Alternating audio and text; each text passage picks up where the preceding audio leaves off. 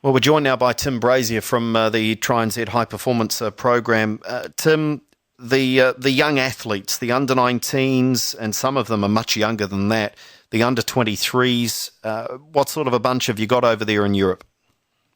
I've got a really talented bunch of young guys, actually, ranging through from 16 to 22, and ones that have shown a lot of promise, but are lacking a bit of race experience and exposure. So we've got some really cool opportunities over the next 3 weeks for them to utilise their group and the peers to kick that. And for the under-19s, a really good opportunity at Eton Dorney to develop that racing experience. With a group of athletes so young in that age group, in a sport that can be pretty cutthroat, what's the focus whilst they're in camp in Europe and training and now racing at the likes of Eton Dorney and then the London World Champs? What's the focus? Is it results-based? Is it performance-based? Is it all about learning? What are you looking to do? Really, it's about delivering the best they can on the day in the races. So delivering their processes which deliver the result, whatever that result is, based on those processes. So they really trying to focus on learning how to deliver those in a race which is completely different to what they'll experience in New Zealand. For them, having 75 guys or girls on the start line next to them compared to maybe the 20 or 30 they have at home is quite a different experience. So they have to learn to cope with that. So it's really important having them here together as a group and working with the coaches and briefing and debriefing those experiences and pushing them forward and challenging new learning and making sure they're cementing their learning from their previous races.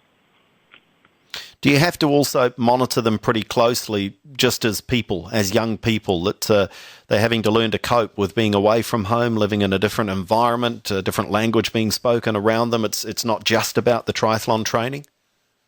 Yeah, it's not at all. It can take 1 or 2 seasons at least fully immersed within Europe to become comfortable with it. Especially for the senior guys, they're away for up to 4 or 5 months. It's quite hard going. So for these guys, it is really mentoring them through and helping them through and assisting them through that transition from a comfortable environment into the unknown and how they cope with that, and then how they cope with the additional stress on top of their training, which therefore impacts their recoveries. Especially in a place like Spain where things can be quite hard and they have their siesta in the middle of the day, which always shuts down the towns, which completely throws the athletes when they're going to go find some food.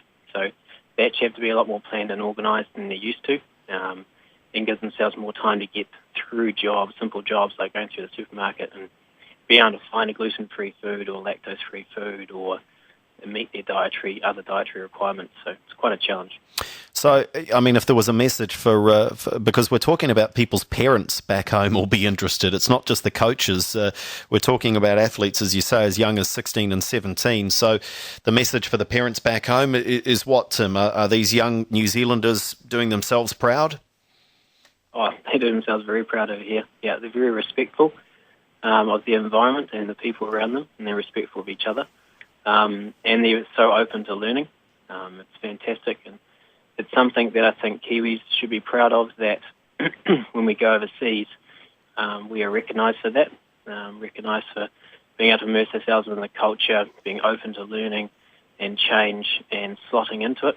And these guys are just following suit and set in place by the elite guys, and then the under-23s coming through, that's the expected behaviours, and they do a great job in doing that.